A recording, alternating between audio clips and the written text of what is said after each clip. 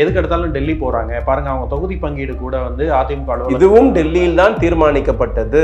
கடமைக்காக மக்களை ஏமாற்றுவதற்கு அதிமுக தொண்டர்கள் சோர்ந்து போய்விடக் கூடாது என்பதற்காக ஒரு ஃபார்மாலிட்டிக்கு அதிமுக தலைமை அலுவலகத்தில் இந்த கூத்து நடந்திருக்கிறது. இல்லை, நீங்க சொல்றீங்க 27 தொகுதிக்கு தான் இந்த பாடுபட்டாங்களா பாஜக அப்படின்னு சொல்றாங்க. ஆனா அவங்க என்ன சொல்றாங்க அப்படின்னா, இன்னும் சில சின்ன சின்ன கட்சிகள்லாம் அந்த என்டிஏ கூட்டணி. இந்தியாவில் 18 மாநிலத்தில் ஆளுங்கட்சி, பாஜகவை சேர்ந்தவர் ஜனாதிபதி, பாஜகவை சேர்ந்தவர் துணை ஜனாதிபதி, பாஜகவை சேர்ந்த 30 ஆளுநர்கள், பாஜகவை சேர்ந்த 400 நாடாளுமன்ற உறுப்பினர்கள், பாஜகவை சேர்ந்த 3000 சட்டமன்ற உறுப்பினர்கள், பாஜகவை சேர்ந்த பிரதம அமைச்சர், பாஜகவை சேர்ந்த 70 மத்திய அமைச்சர், இவ்வளவு பேர் வந்து உங்களால் தமிழ்நாட்டில் 30 தொட முடியலையே. தீட்டு வாங்குறதே நீங்கள் ஆட்டி படைத்த, உங்களால் ஆட்டி வைக்கப்படுகிற பொம்மைகள் கிட்ட இருந்தே உங்களால் 27 மேல வாங்க முடியலன்னா இதுதான் உங்கள் லட்சணம்.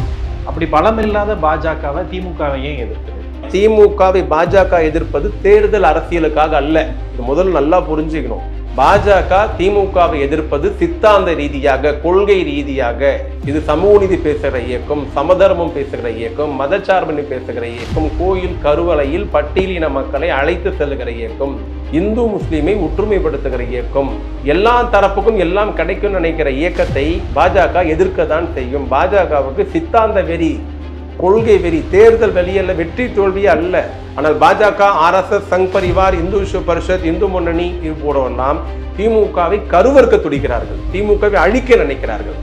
இது தேர்தலுக்கான போட்டி அல்ல, சித்தாந்த ரீதியான ஒரு ஆரிய திராவிட போர். இது அந்த காலத்திலிருந்து இருக்கு.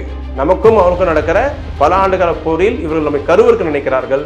ஆனால் முத்துவேல் கருணாநிதி ஸ்டாலின் தலைவன் இருக்கிற வரையில் அது நடக்காது என்று அவர் திருச்சி மாநாட்டில் முழங்கியதை நாம் பார்த்தோம்.